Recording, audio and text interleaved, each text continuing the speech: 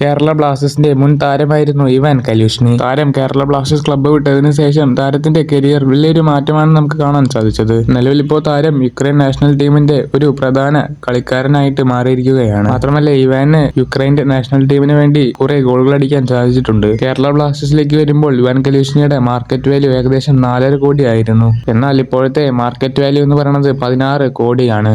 താരത്തിന്റെ മാർക്കറ്റ് വാല്യൂയിൽ വലിയൊരു മാറ്റമാണ് സംഭവിച്ചിട്ടുള്ളത്. യുക്രൈൻ നാഷണൽ ടീമിന്റെ പ്രധാന താരങ്ങളിൽ ഒരു താരമാണ് ഇവാൻ കലൂഷ്നി. അടുത്തൊരു വാർത്ത വെർണ സൂപ്പർ കപ്പിനെ പറ്റിയിട്ടാണ്. ഇന്ത്യൻ ഫുട്ബോൾ ആരാധകർ ഒന്നടങ്കം കാത്തിരിക്കുന്നതാണ് സൂപ്പർ കപ്പ് കാണാൻ. ഈ വരുന്ന ഒക്ടോബർ മാസം 25-ാം തീയതിയാണ് സൂപ്പർ കപ്പ് ആരംഭിക്കുക. എന്നാൽ ഇത് ഇപ്പോൾ സൂപ്പർ കപ്പിന്റെ ടെലികാസ്റ്റിനെ പറ്റിയിട്ട് വലിയൊരു ന്യൂസാണ് പുറത്തുവന്നിട്ടുള്ളത്. വരാനിരിക്കുന്ന സൂപ്പർ കപ്പിൽ ഗോവയുടെ സ്റ്റേഡിയമായ ഫട്ടോഡ സ്റ്റേഡിയത്തിൽ നടക്കുന്ന കളി മാത്രമേ നമുക്ക് ലൈവ് ടെലികാസ്റ്റ് ഉണ്ടാകുള്ളൂ. ഇത് നേരത്തെ തന്നെ AIFFന്റെ ഉടമകൾ പറഞ്ഞിട്ടുണ്ടായിരുന്നു. ഫട്ടോഡ സ്റ്റേഡിയത്തിൽ നടക്കുന്ന കളി മാത്രമേ ലൈവ് ഉണ്ടാവുള്ളൂ. അതേപോലെ തന്നെ ബാംബോലിയൻ സ്റ്റേഡിയത്തിൽ നടക്കുന്ന കളികളൊന്നും ലൈവ് ടെലികാസ്റ്റ് ഉണ്ടാകില്ല എന്നാണ് പറയുന്നുണ്ടായിരുന്നത്. എന്നാൽ ഇപ്പോൾ ക്ലബിന്റെയും അതേപോലെ തന്നെ ആരാധകരുടെയും വിമിഷ്ടം കാരണം AIFF ബാംബോലിയൻ സ്റ്റേഡിയത്തിലും ലൈവ് നടത്താനുള്ള അവസരം ഒരുക്കിക്കൊണ്ടിരിക്കുകയാണ്. എന്തെങ്കിലും ഇത് ബ്ലാസ്റ്റേഴ്സ് ആരാധകർക്ക് വളരെ സന്തോഷം നിറഞ്ഞ ഒരു കാര്യമായിരിക്കും. കാരണം ബ്ലാസ്റ്റേഴ്സിന്റെ ആദ്യത്തെ 2 മത്സരം ബാംബോലിയൻ സ്റ്റേഡിയത്തിലാണ്.